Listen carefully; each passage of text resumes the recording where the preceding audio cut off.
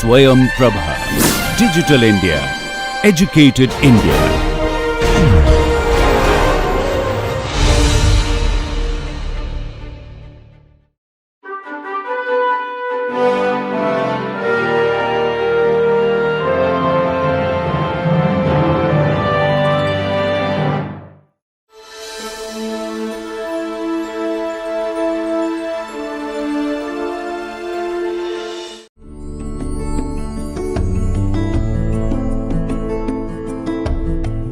In previous two lectures of this module, we have discussed about two important techniques. One was polymerase chain reaction or PCR, and another was the automated DNA sequencing methods. In both these techniques are very important and widely used in different areas of biotechnology. In this lecture, we are going to discuss about another important technique, that is enzyme linked immunosorbent assay, or we can in short call it ELISA. Now, ELISA is a very popular wet lab method, which is an analytical method in biochemistry labs, and ELISA is a fundamental tool of clinical immunology also. Based on the principle of antigen antibody interaction, this test allows for easy visualization of results and can be completed without the additional concern of radioactive material use. Now, if you can recall, we have discussed about radioimmunoassay earlier in radioisotope techniques, and in this regard the ELISA has almost replaced the radioimmunoassay, because it is as sensitive as RIA or radioimmunoassay, but the concerns of radioactive hazard are not there in this technique. ELISA is an immunoassay in which one reactant is immobilized on a solid phase and the signal generator or reporter is an enzyme. So, here like it says enzyme linked. So, enzyme is the signal generator here, and the fundamental principle of ELISA is the use of an enzyme to deliver a signal that a particular antigen antibody reaction has occurred and to what extent this interaction has occurred.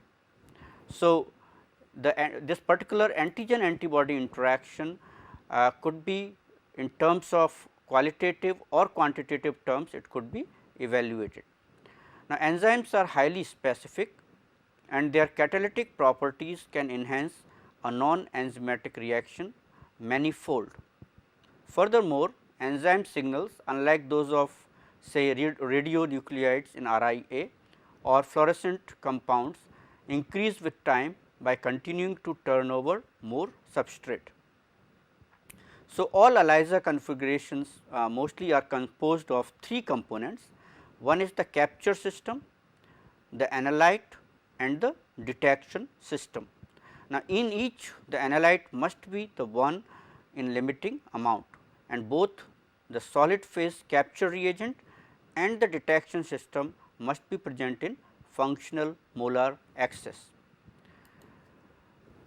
Enzyme linked immunosorbent assay or ELISA, these are plate based assays and designed for detecting and quantifying substances which could be like peptides, proteins, antibodies, hormones or other analytes as well. And ELISA involves the stepwise addition and reaction of reagents to a solid phase bound substance through incubation and separation of bound and free reagents using washing steps. So, an enzymatic reaction is utilized to yield color and to quantify the reaction through the use of an enzyme labeled reactant. The most crucial element of the detection strategy is a highly specific antigen antibody interaction. This one, the ELISA, was originally first described by Engvall and Perlman in 1971, and the method enables analysis of protein samples immobilized in microplate wells using specific antibodies. A number of enzymes have been employed for ELISA. as a reporter or signal generators, and they include like alkaline phosphatase, horseradish peroxidase, beta galactosidase and so on. And these assays approach the sensitivity of RIAs and have the advantage of being safer and less costly. So, before we move further, let me give you an overview of this technique on your screen. All right. So, like we said, it's first thing is it is based on antigen antibody interaction. So, analyte acts as an antigen and one has to have a specific an antibody against that antigen for a particular epitope. So, antigen antibody interaction takes place and there is an enzyme linked to the antibody, which could be primary antibody or secondary antibody. And finally, a substrate is added, which is converted to product by the linked enzyme, and the signal is generated, which could be seen or it could be quantitated also. So, how it is done is, for example, on a surface, a solid surface which could be a plate or a well, micro titer well or any other simple thing, where there could be different methods of capturing the analyte.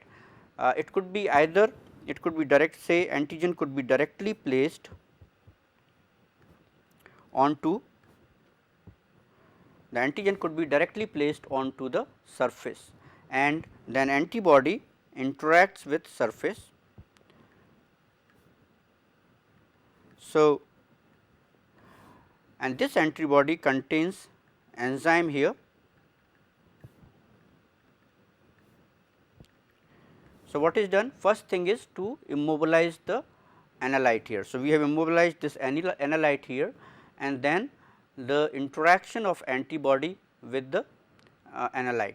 This antibody could be having enzyme directly linked to it, or there could be other method where that is called indirect ELISA, where rather than primary antibody having the enzyme linked in here, there could be another antibody which could have enzyme linked to it. So, when you add substrate, there will be a color or certain other signal which could be generated and could be counted.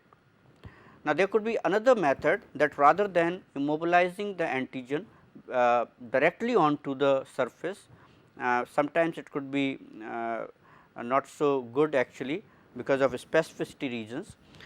There could be another method where what can be done is that rather than directly putting antibody there, antigen there or analyte there, first an antibody could be immobilized onto the surface, and then the antigen could be put in, which specifically interacts with that particular antibody, and other substances or other molecules will not interact and they could be washed off. Then afterwards, the next antibody with enzyme could be put in here, and this is like kind of where the analyte is not directly being immobilized, but it is immobilized through an antibody which is directly immobilized onto the surface, and then another antibody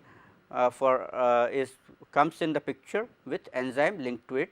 Now, when you add substrate to it, then substrate will be converted to product, and product gives a particular color, and so that could be quantitated or it could be measured in like just for qualitative purpose, and will give you the idea about that particular analyte in both qualitatively or quantitatively.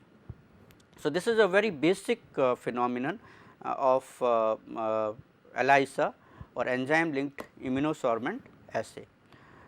So, there are two different types of ELISA methods. One is traditional and other are new ELISA methods.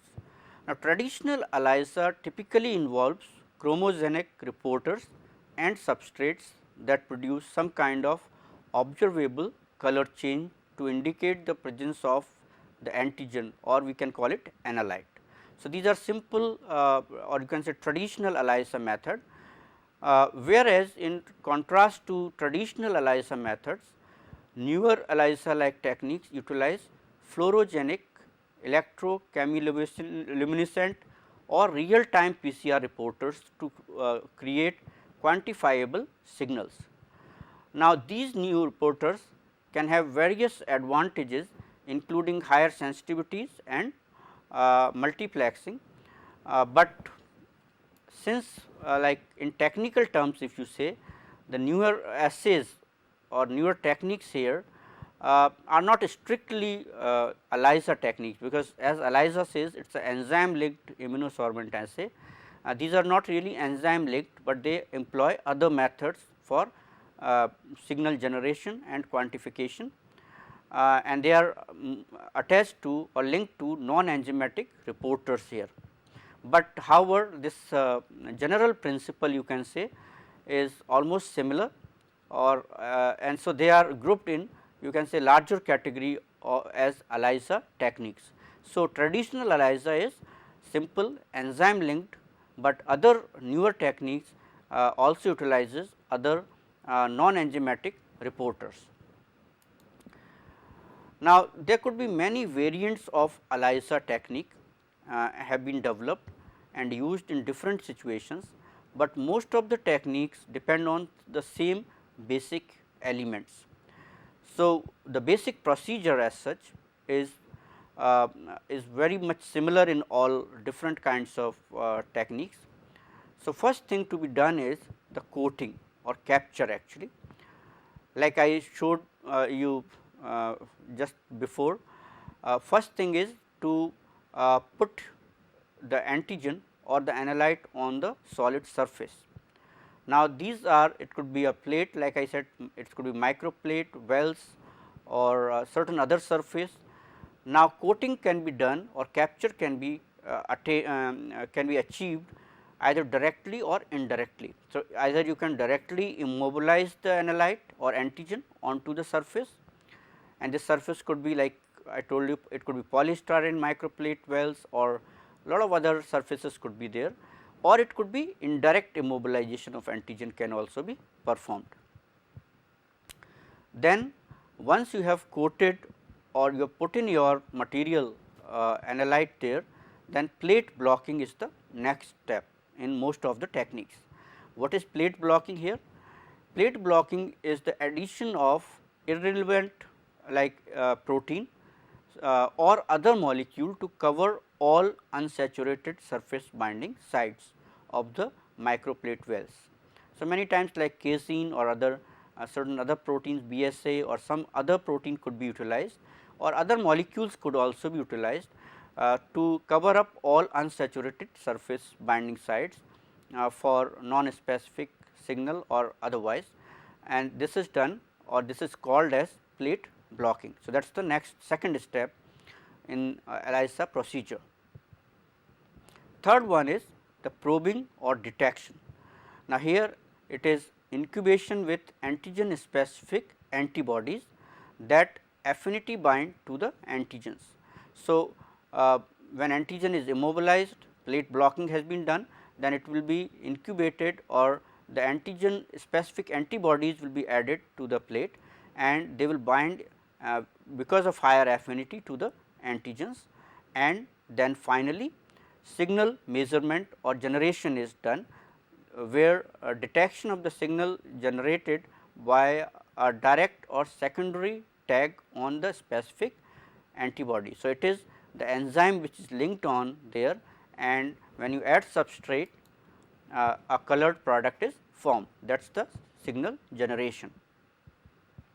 Now, very basic techniques in a typical assay designed to detect an antigen in a complex protein mixture. The antigen is immobilized either by direct adsorption or via an antibody adsorbed to the wells of the microplate. So, either you can directly put in antigen on the surface, or one can also put antibodies for that particular antigen, and then that is indirect adsorption can also be performed. Now, the plate is blocked like I said, and the antigen is probed with a specific detection antibody. The detection antibody may be directly labeled, that is with a signal generating enzyme or a fluorophore, or it may be a secondary probe with an enzyme or fluorolabeled secondary antibody, that is antibody for primary against the primary antibody. So, for enzymatic detection, the appropriate enzyme substrate is added. So, we will be discussing about these different forms of ELISA techniques as we go along. So, as enzyme detection, enzymatic detection, the appropriate substrate for that particular enzyme is added, and then signal will be observed, which is proportional to the amount of antigen in the sample. Now, washing between steps ensures that only specific or high affinity binding events are maintained to cause signal at the final step. So, that specificity is maintained here.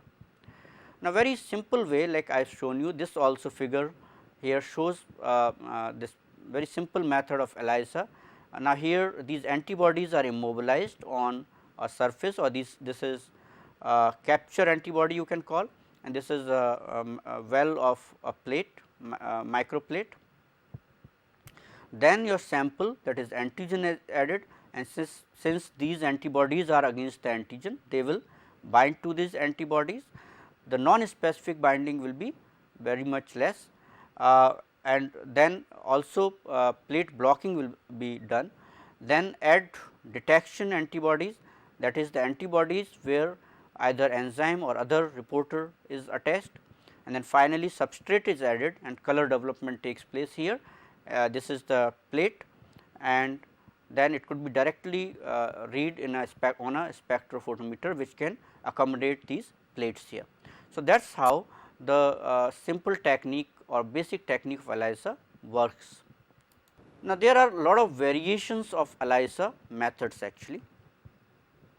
There are number of variations which have been developed, allowing qualitative detection or quantitative measurement of either antigen or antibody. Now, each type of ELISA can be used qualitatively to detect the presence of antibody or antigen. Alternatively, a standard curve based on known concentration of antibody or antigen is prepared, and they form the basis for determining the concentration of the unknown sample.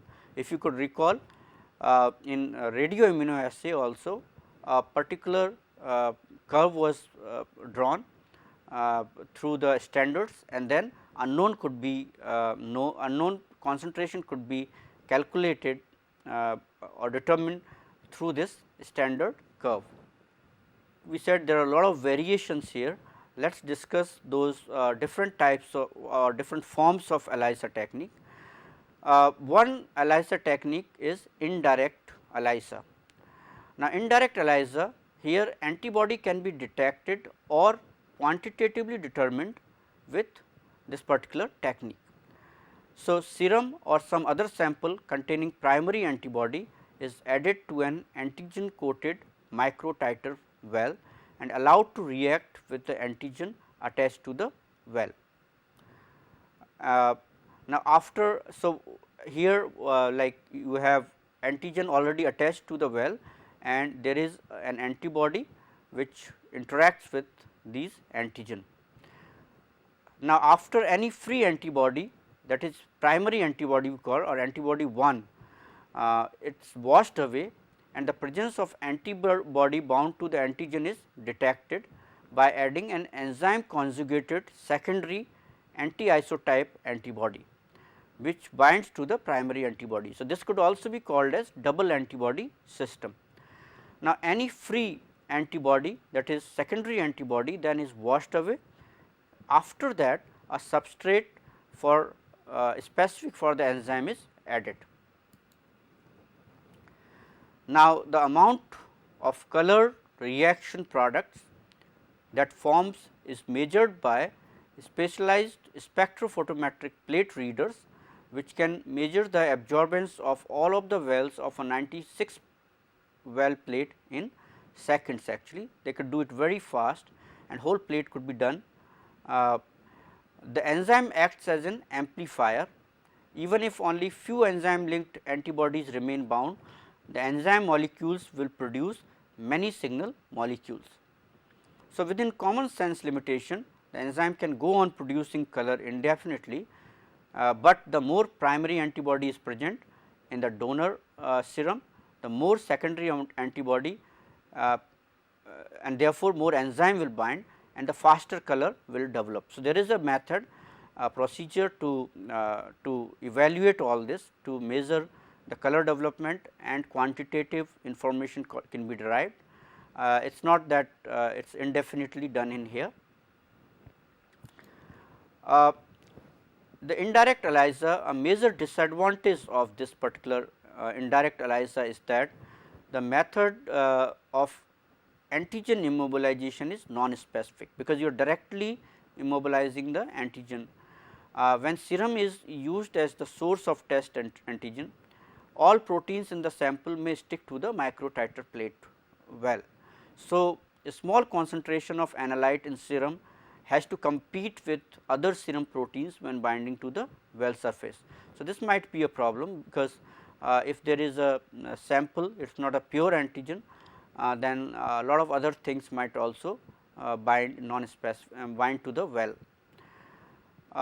This problem is quite well settled in sandwich ELISA, or it is called which provides a solution to this problem actually by using a capture antibody specific for the test antigen to pull it out of the serum's molecular mixture.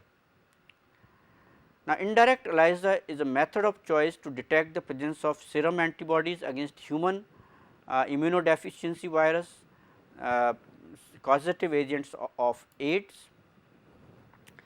In this assay, recombinant envelope and core proteins of HIB are adsorbed and solid phase antigens to microtiter wells. As solid phase antigens to microtiter wells. Individual infected with HIV will produce serum antibodies to epitopes on the viral proteins. Now, generally serum antibodies to HIV can be detected by indirect ELISA within 6 weeks of infection. So, this could be a very good technique. So, if you can see on your screen, in indirect ELISA, first thing is antigen is coated, and like I said, antigen might be in very small quantities in the whole of the sample. If that is so, then other proteins will also be coated in here. Now, once antigen is coated in here, then specific antibodies are added, and then specific antibody extra antibody will be washed off by washing. Then secondary antibody, which is this one, is added, which is enzyme conjugated, then substrate is added and color production takes place, or signal generation takes place, which could be measured. So, this is indirect ELISA. Like we were discussing, the problem of non-specificity or other proteins binding could be solved by sandwich ELISA. Now, in sandwich ELISA, plate is coated with capture antibody and sample is added to it, and any antigen present will bind to the capture antibody. So, other things could be washed off, they will not bind. Of course, plate needs to be blocked so that nothing else binds in there. Then afterwards detection antibody is added and it binds to the antigen. Enzyme linked secondary antibody is added and binds to the detecting antibody. So, it could be like detecting antibody could be directly attached to the secondary one to the enzyme, or there could be a secondary antibody with enzyme linked. Then substrate is added and converted by enzyme to the detectable form. Let me explain the sandwich ELISA on your screen here. in sandwich ELISA, what is done is, first thing is, on microtiter wells or other surfaces, the first thing is to put in antibody actually.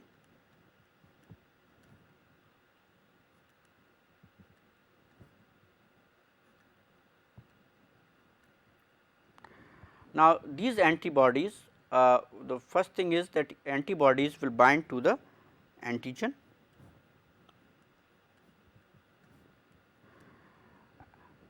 In next step, the antibodies will be binding to the antigen, and then secondary antibody, which is enzyme linked, will be bound at here.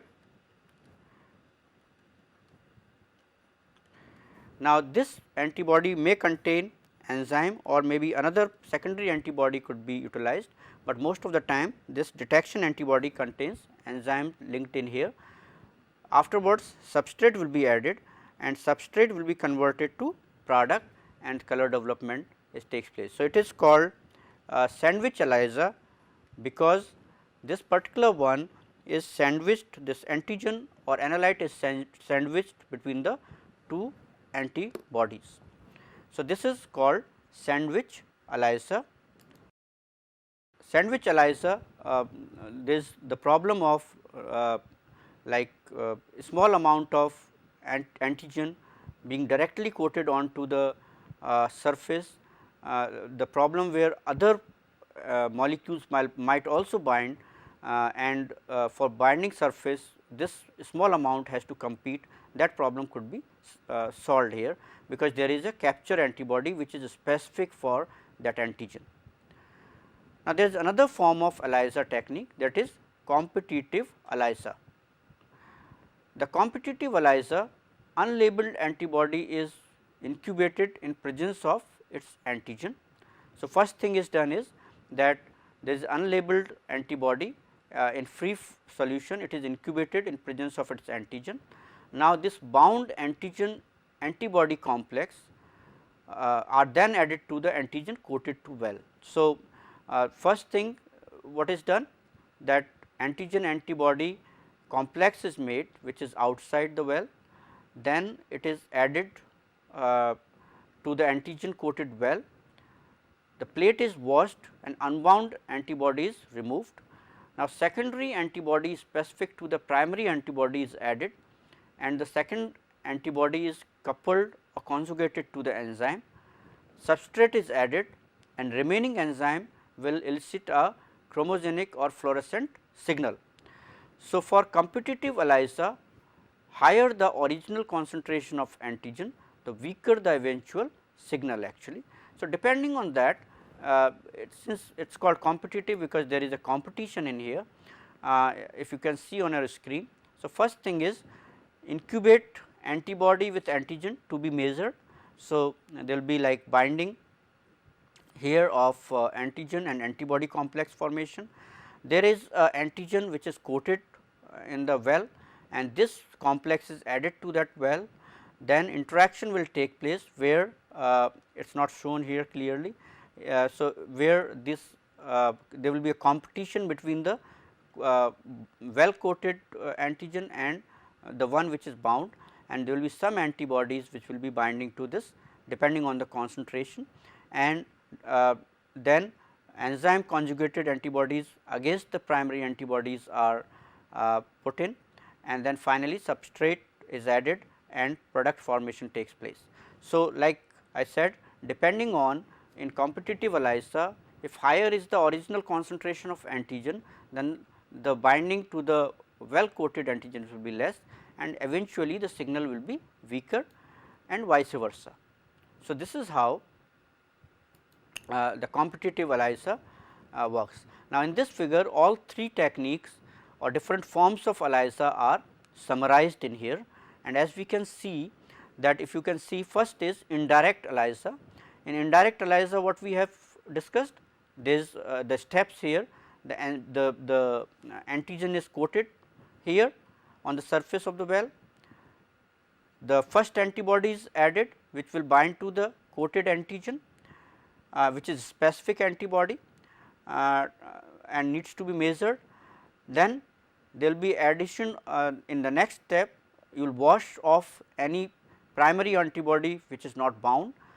Then there will be addition of the enzyme conjugated secondary antibody, and finally, the substrate addition and color development, which will be measured through spectrophotometer or other methods. So, in indirect ELISA, this is a very straightforward method. In sandwich ELISA, rather than coating antigen directly, what is done? First, a capture antibody is coated on the well, and then antigen is added rather than coating the antigen directly. Then afterwards, a secondary antibody, which is enzyme conjugated antibody, is added, and then finally, substrate is added and color development takes place, and color will depend on that how many enzyme molecules are there. So, in between, like at every step, washing has to be done to remove the non binders here, like say primary antibody or antigen is not bound, which has to be washed off in this case, and this secondary antibody which is not bound to needs to be washed off. So, that extra signal is not there. Signal comes from only the antibodies or enzyme which is linked to the antibody which is bound to the antigen here. And then there is competitive ELISA, where first antigen antibody interacts outside and forms the complex, then they are added to the antigen coated well, and then there will be a competition, and there will be the antibodies will be washed off, and finally, you will see the signal, and depending on whether what is the concentration in here and what is the concentration, known concentration, you can determine the you can quantitate, and in terms of qualitative terms you can evaluate or measure the signal, and finally, the antigen concentrations. So, this is 3 forms of ELISA techniques. Now, there are a lot of applications, like I said, this is a very popular method, popular analytical method in biochemistry or in wet labs, and it is also has applications is lot of like clinical diagnostics. It is quite popular, and it has replaced RIA because of the hazards of the radioactivity. So, because the ELISA can be performed to evaluate either the presence of antigen or the presence of antibody in a sample, it is a very useful tool for many different applications. Like for example, determining serum antibody concentrations, like such as with HIV test or West Nile virus test, one can determine the serum antibody concentrations.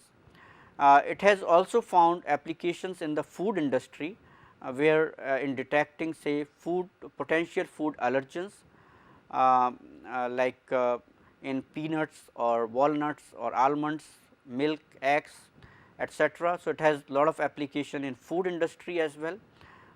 Food pathogens can also be detected here. ELISA can also be used in toxicological as a rapid presumptive screen for certain classes of drugs. It can be used for that. There have been like ELISA tests have been done to detect various kinds of diseases, like for example, malaria or Chagas disease or other diseases have been detected using ELISA technique. ELISA tests also are used as in say in vitro diagnostics in medical laboratories. There are a lot of other uses of ELISA, which includes like say detection of mycobacterium antibodies in tuberculosis, detection of say rotavirus in feces, detection of say hepatitis B markers in the serum, and enterotoxins of E. coli in feces. Likewise, there are whole lot of detections, a whole lot of applications of this particular method. Now, there are like ELISA is a very popular technique and very sensitive technique. It has a lot of advantages and some disadvantages also. In advantages of ELISA, these reagents are relatively cheap and have a long shelf life. ELISA is a highly specific and sensitive technique. as enzymes are highly specific in nature.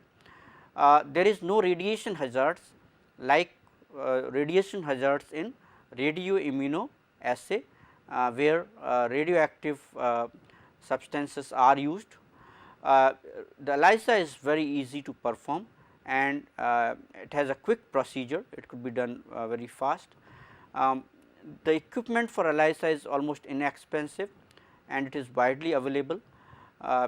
ELISA can be used particularly in clinical terms for detection of variety of infections and lot of toxicological studies of foodborne pathogens or other like diseases, pathogens, viruses. All these things could be easily detected if you have the specific antibodies for those antigens.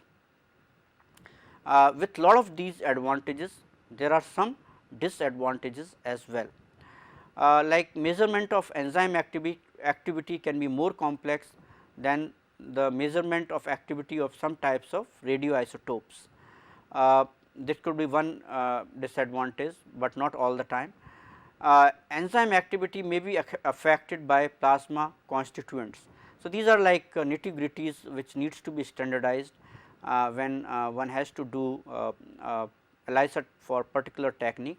Like for example, plasma may contain certain things which might be inhibiting the enzyme or which might lower down the activity of the enzyme, and proper quantitation cannot be performed. There are kits available commercially, but they are not cheap.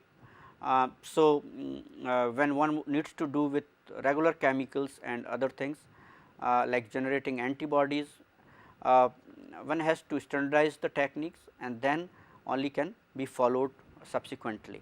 So, these are different technique, different advantages and disadvantages of ELISA.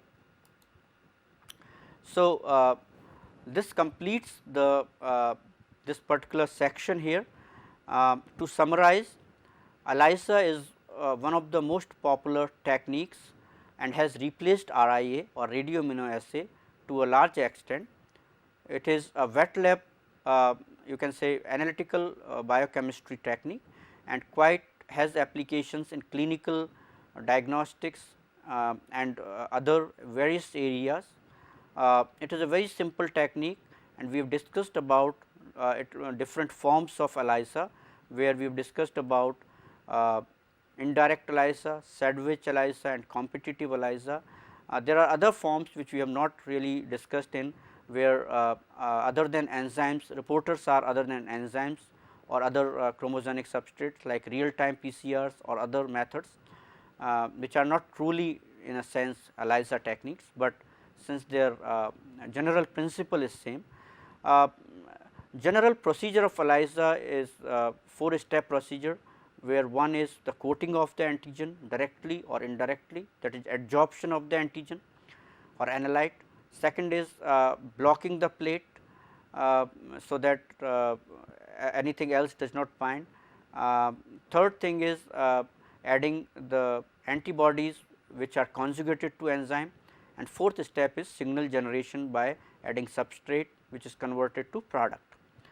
So, this was all about the technique of ELISA, which is very important, which has lot of applications in areas of biotechnology, and it could be both qualitative as well as quantitative.